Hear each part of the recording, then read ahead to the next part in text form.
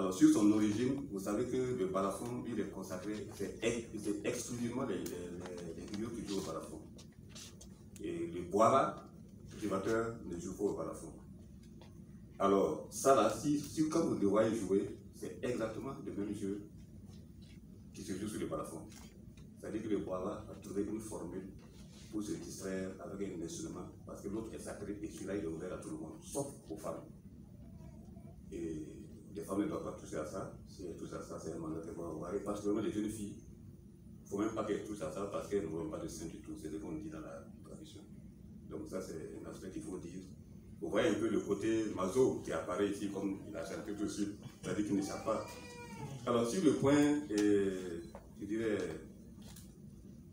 structurel, quand vous regardez le tiamou, c'est essentiellement composé d'André d'ailleurs l'a déjà souligné, et c'est de la paille qui vient de roseau, de l'herbe qui est dessus, et puis le néré, les fruits de néré, il y a des choses, qu'on sort de la bière pour pouvoir faire ce que vous voyez ici.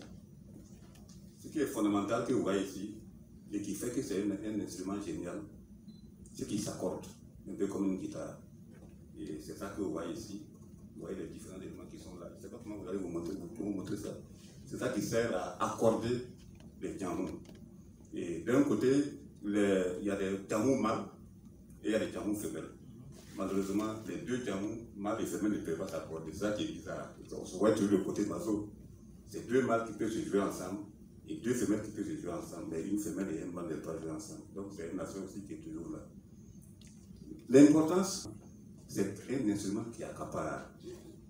Et si vous vous adonnez à ça, il y a beaucoup de chances que vous soyez célibataire. Parce que vous allez tellement l'épouser que vous ne connaissez pas les femmes. Ça, c'est le danger de cette histoire-là. Alors, on dit que généralement, c'est le sif, comment on appelle ça? Un mot français, là, c'est si quoi là? On dit que c'est un instrument du bois mou, quoi. C'est si fort, non? C'est quoi?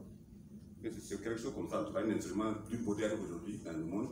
Mais c'est ça qui est représenté par cette paille-là, au niveau des bois. Et on dit que c'est pour des bois, mais en réalité, géographiquement parlant, non. On le retrouve même chez les moustiques. Pendara, vous connaissez le pendara là? Sauf que au pendara, c'est un peu grossier et c'est avec des tiges de mil. Alors que ça, c'est un peu plus raffiné et ça peut se jouer comme il y a des accords et ainsi de suite.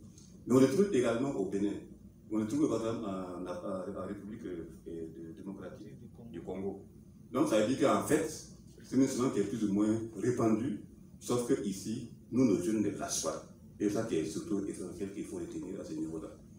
Alors, du point de vue rayonnement, le premier à avoir fait connaître le tiamou sur le plan national et international, c'est Samuel Jean Bernard.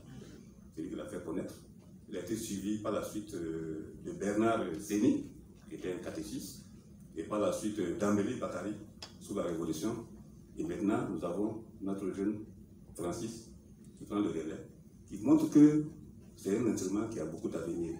Mais le drame, c'est que finalement, on n'arrive pas à savoir comment justement le moderniser. En dehors du micro qu'on met derrière, Dambélé a essayé de voir comment on peut l'électrifier.